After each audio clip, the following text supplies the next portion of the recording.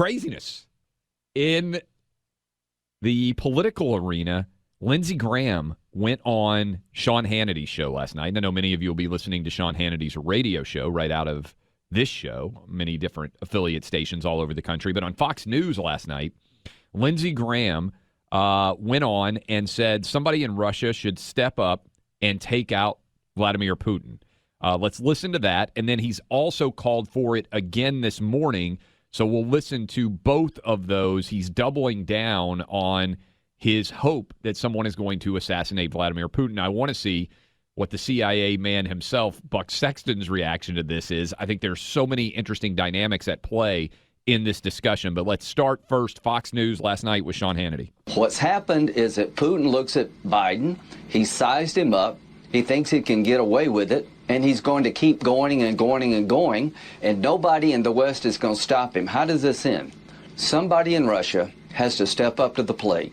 Is there Brutus in Russia? Is there a more successful Colonel Stauffenberg in the Russian military? The only way this ends, my friend, is for somebody in Russia to take this guy out. You would be doing your country a great service and the world a great service.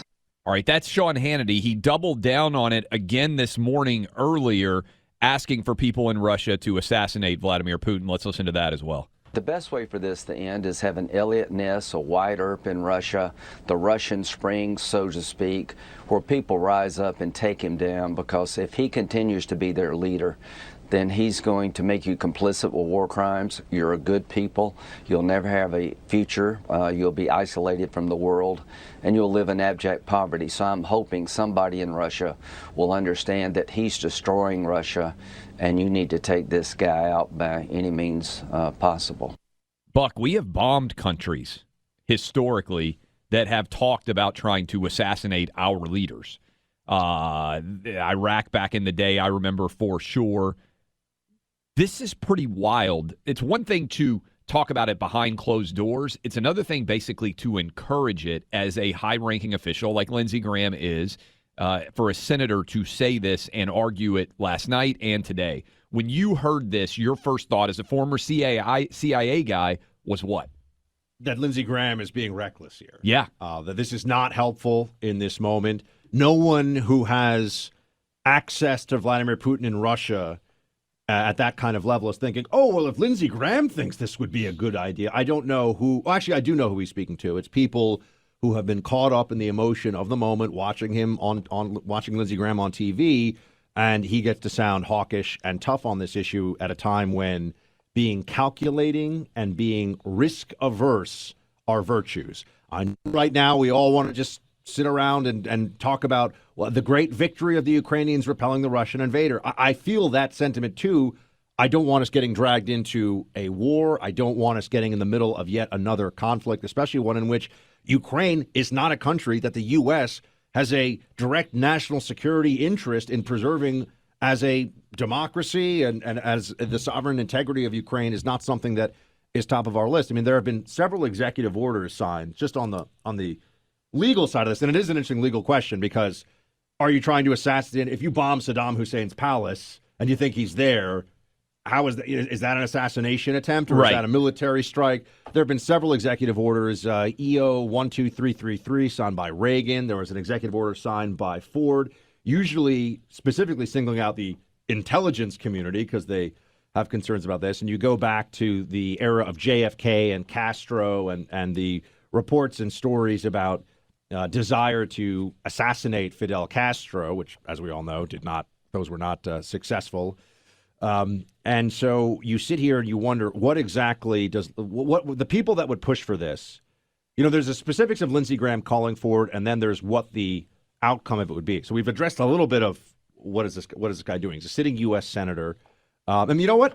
Let's have him come on the show, actually. Lindsey Graham should come on the show and explain why he thinks this would be a good idea. Because you know what the first question I'd ask him is? Okay, who takes over? Who do you think, Senator Graham, is all of a sudden in charge that's so pro-Ukrainian, pro-Western, pro-NATO within the hierarchy? Russia is effectively a mafia state run by former KGB, now turned into oligarchs who know each other, who work together, and are part of a top-down authoritarianism with Vladimir Putin at the very height of it. there's not a bunch of people around him that have access in the security apparatus of Russia who are great democratic reformers that would end this conflict, as far as we know. We're not aware of this. He jails dissent. He jails, right now, Alexei Navalny, the most prominent Russian dissident, is in prison. Fraud charge, some trumped-up fraud charge meant to send him away for 15 years. Who's to say that the person who takes over after Putin would even be better? I mean, putting aside for a moment the legality and ethics involved in a political assassination of a head of state, that on the one hand, Clay, the Biden administration is calling for diplomacy. And on the other hand, you have people calling for no-fly zones, in this case, Lindsey Graham, an assassination. This is why it matters that we look at this very clearly and precisely and don't get caught up in the emotions of the moment. I wonder so many additional thoughts that come to me when I hear those comments. First of all, I wonder, and I'm curious what you think about this, is Lindsey Graham freelancing?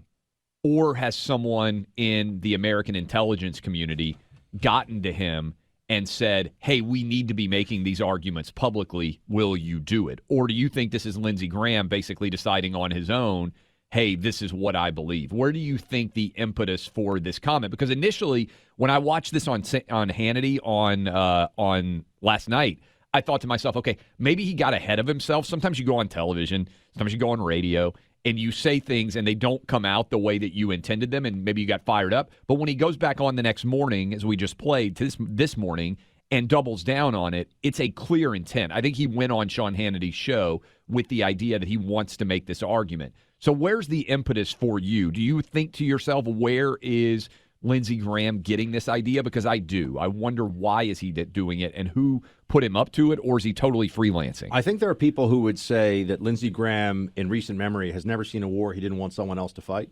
I think that is a criticism of him that is often leveled from even conservatives, that his position is default hawkishness. He's one of these individuals who I think hasn't learned very well the lessons of the last 20 years.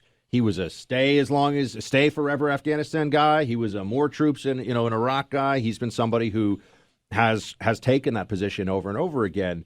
And I mean, I would just wonder, and we should. He's invited on. He'll do other shows. He should do our show at some point.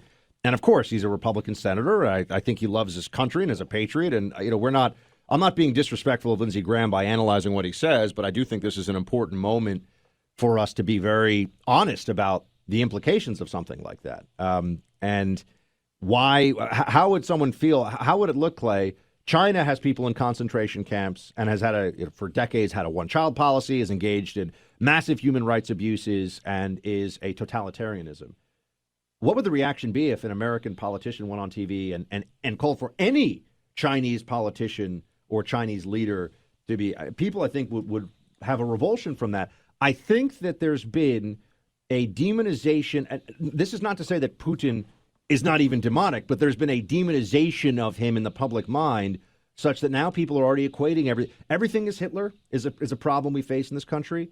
Vladimir Putin is not Adolf Hitler. Okay, Vladimir Putin is somebody who presidents stretching back now for over 20 years have been sitting down with, engaging with, working with on certain issues, working against on other issues.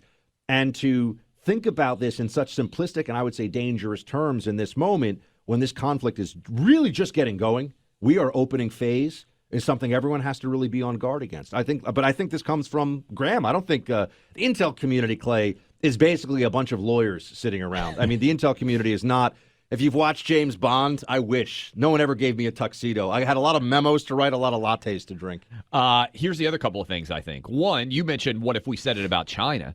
Imagine if a top Chinese official or a top Russian official said, hey, we need to have Joe Biden assassinated. This would be a monstrous story. Plus, by the way, Russia has proven that they're willing to attack people outside of their country. The KGB, the Russian intelligence agencies, however you want to classify these actions. My immediate thought is, has Lindsey Graham put an incredible target on his back? And can you imagine the acceleration that we could create if Russia decided, hey, we're going to send a message to Lindsey Graham by trying to do something to him? And all of this is, to me, the danger zone of representing acceleration, right? We would, I think, and I think you probably agree, if we found a reliable assassination plot against Joe Biden that was being put together by North Korea, by Russia, by China, by somebody who is an Iran enemy of the United States, we would take action in some way against them for that plot. How much different is it to have a top official encouraging other people inside of a country to kill the president?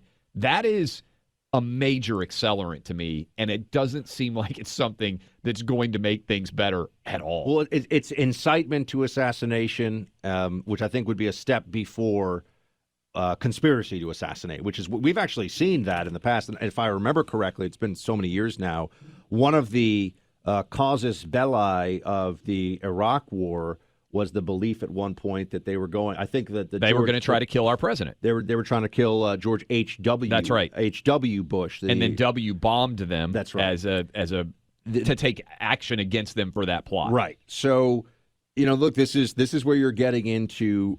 There's a lot of gray area here, as I said, with what's a military target versus an assassination target. That's going to be something that we also see playing out in Ukraine right now with. Oh, yeah, the Russians, right now, if the Russians could bomb a building with Zelensky inside of it, would they? I'm sure the answer is yes. So how different is that really? But this is a moment where we have to remind ourselves, what are we trying to achieve?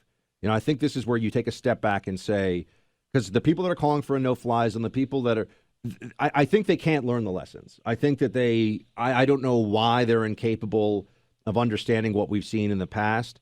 But we have never tried a no-fly zone against a combatant like Russia. That's a totally new thing. A no-fly zone over Iraq. We weren't worried about the Iraqi Air Force. We would be worried about the Russian Air Force as well as Russian nuclear capabilities, a whole other level here. So this is where we have to step back and remind ourselves, what do we want? Dare I say, America first? What do we want for our country in this turbulent time? And that's how I think every problem should start from that. What does America want in this? And that might sound, it is at some level harsh. And there is something about it that doesn't sit right with people because we're seeing violence and thousands of civilians being killed in Ukraine. But it gets harder. And I knew this from the very beginning. It gets harder to maintain your principles on foreign policy as a cruel and cold world continues to play out in front of you.